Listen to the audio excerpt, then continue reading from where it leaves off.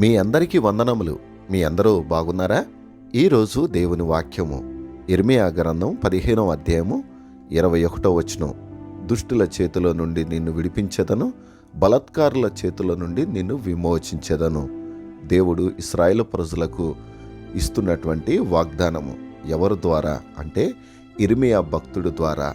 యిర్మీయా భక్తుడి ద్వారా ఎందుకు ఈ వాగ్దానం చేస్తున్నాడు అంటే, ఇది యిర్మీయా భక్తుని ద్వారా ఇశ్రాయేలు ప్రజలు చేస్తున్నటువంటి పాపమును బట్టి ఏ విధంగా దేవుడు శిక్షించబోతున్నాడో చెప్తూనే, అదే యిర్మీయా భక్తుడి ద్వారా మరలా ఏ విధంగా ఆయన విడిపించబోతున్నాడు, విమోచించబోతున్నాడో ఈ వాక్యము ద్వారా దేవుడు తెలియచేయనయున్నాడు.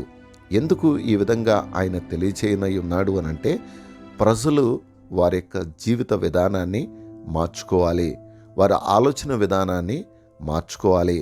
వారు ఏ పాపములో అయితే ఉన్నారో ఆ పాపపు స్థితి నుండి బయటికి వచ్చి దేవుని తట్టుకు తిరగాలి.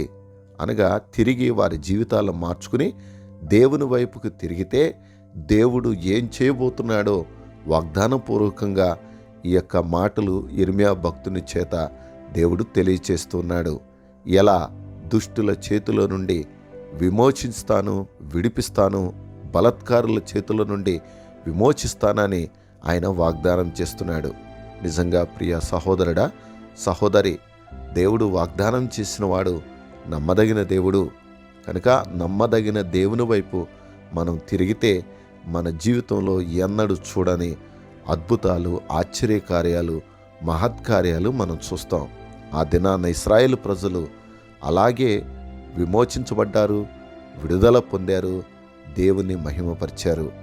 ఈరోజు మన జీవితంలో పాపమును బట్టి, లోక సంబంధమైన ఆచారాలను బట్టి, లేకుంటే అలవాట్లను బట్టి దేవునికి దూరం అయిపోయి మనము దుష్టుల చేతిలో, అనగా ఈ లోక సంబంధమైనటువంటి వ్యసనాల చేతిలో పడి విడుదల పొందలేని స్థితిలో ఉన్నామా?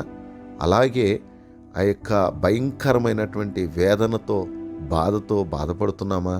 అయితే దేవుడు అంటున్నాడు, నా తట్టు తిరుగు, నన్ను చూడు, నేను నిన్ను ఆశీర్వదిస్తాను, నేను నిన్ను విడిపిస్తాను, నేను నిన్ను విమోచిస్తానని.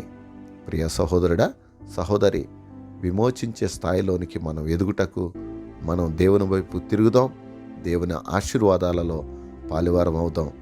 ఎవరైనా ఒకవేళ అలాంటి స్థితిలో ఉంటే బయటికి రావాలని దేవుడు కోరుతున్నాడు. అలా వచ్చుటకు మనందరికీ దేవుడు కృపను అనుగ్రహించునుగాక. ఆమెన్.